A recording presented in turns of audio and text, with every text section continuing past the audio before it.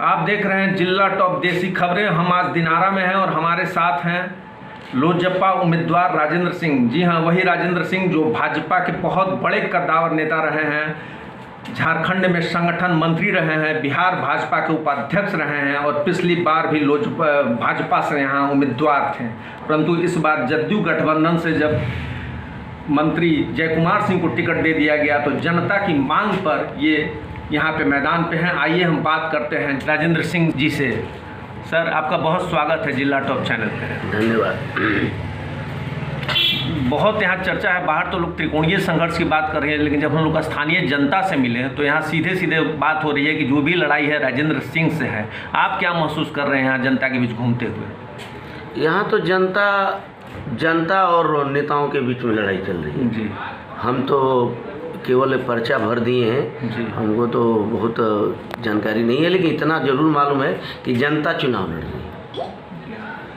और ये दिनारा के विकास के लिए जहाँ अपेक्षाकृत विकास नहीं हो पाया है, जबकि बहुत ही धान का कटोरा कहा जाता रहा है, लेकिन वहाँ पर लंबे समय से विकास नहीं होता। आपका विकास का क्या विज़न है, क्या परिवर्तन होगा जब यहाँ के आप जनप्रतिनिधि चुने जाएंगे? देखिए, पहली हमारी प्राथमिकता होगी, हम किसान के लिए बड़े पैमाने पर एक काम करने का कोशिश करेंगे कि किसान का धान खलिहान से खरीदा जाए, किसान के धान की कीमत मिले। किसान इधर जो स्वास्थ्य की कोई अच्छी सुविधा नहीं है, एक बहुत बड़ा हाईवे है, इस हाईवे पर बहुत बड़े कोई अच्छा हॉस्पिटल बने जिससे कि लोग आने जाने वाले रूरल एरिया में उनके लिए एक सरकार के द्वारा सुविधा उपलब्ध हो।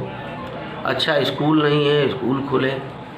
हमारी प्राथमिकता है यहाँ गरीब लोगों को, ये जो हमारे पलायन हो रहा है प्रवासी मजदूरों को, उसको कैसे रोका जा सके, इसके बारे में हम काम करने वाले हैं। उच्च शिक्षा का भी एक भी संस्थान इस क्षेत्र में नहीं है, एक भी अंगीभूत कॉलेज नहीं है, इसके विषय में आप क्या कदम उठाएं? अब यही सब तो करना है, यहाँ कुछ हुआ ही नहीं।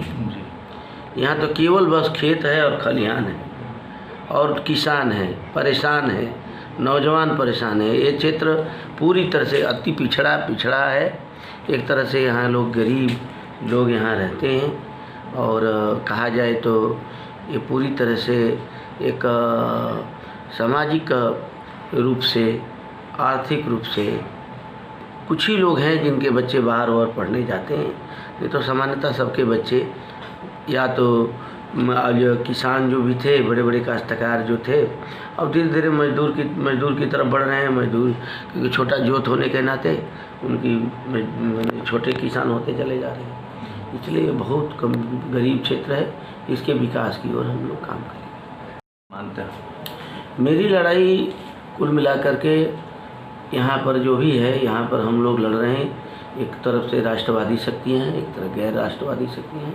ये गैर राष्ट्रवादी शक्तियों से। और एक तो बहुत बड़ा प्रश्न जो अब चारों ओर चर्चा में है, ये आपका लंबा करियर रहा है संघ और भाजपा के साथ और बहुत बड़े बड़े पदों पे आप रहे हैं, तो उतने बड़े करियर को त्याग कर आप दिनारा की जनता के लिए खड़े हुए हैं, तो इस संबंध में आपकी क्या राय है? देखिए, हम लोगों ने जब 5 साल उनके बीच में काम किया तो सभी के साथ पारिवारिक संबंध बना और उस पारिवारिक संबंधों के कारण हमने एक कठोर डिसीजन लिया, क्योंकि और कोई हमारे पास माध्यम नहीं था चुनाव लड़ने का। इसलिए हमने लोक जनशक्ति पार्टी जो एनडीए गठबंधन में दिल्ली में है, उसको ही लड़ने का हमने तय करने का काम किया, क्योंकि उसके कारण हम ऐसे ही गैर राष्ट्रवादी शक्तियों को यहाँ पनपने न दें, इसके लिए हम काम कर रहे हैं। माना जा रहा है कि दिनारा क्षेत्र में एनडीए के कार्यकर्ता आप ही के साथ हैं। कार्यकर्ता जनता सभी हमारे साथ है और हमें लगता है कि ये 5 साल वर्ष जो हमने काम किया है, 6000 नौजवानों को नौकरी दिलाया।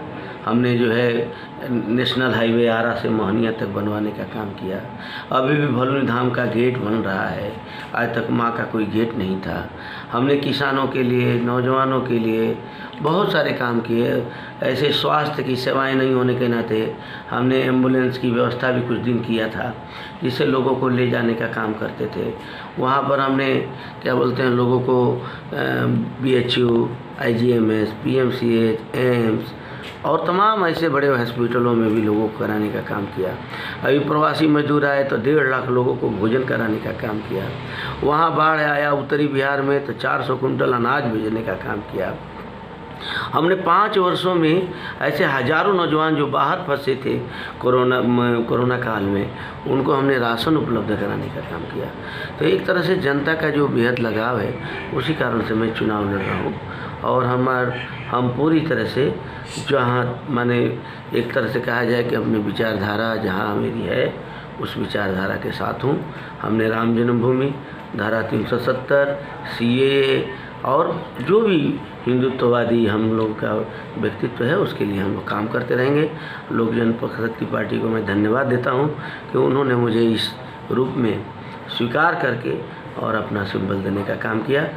उसको मैं बहुत बहुत धन्यवाद देता हूं। आपने जिला टॉप से बात की, अपना कीमती समय निकाला एक चुनाव प्रचार के लिए, इसके लिए बहुत धन्यवाद। धन्यवाद। नरेंद्र भाई मोदी जी भारत के यशस्वी प्रधानमंत्री हैं और उनके कार्यकाल में जिस तरह से काम हो रहा है, निश्चित रूप से देश एक सफल होगा, देश मजबूत होगा। बहुत बहुत धन्यवाद।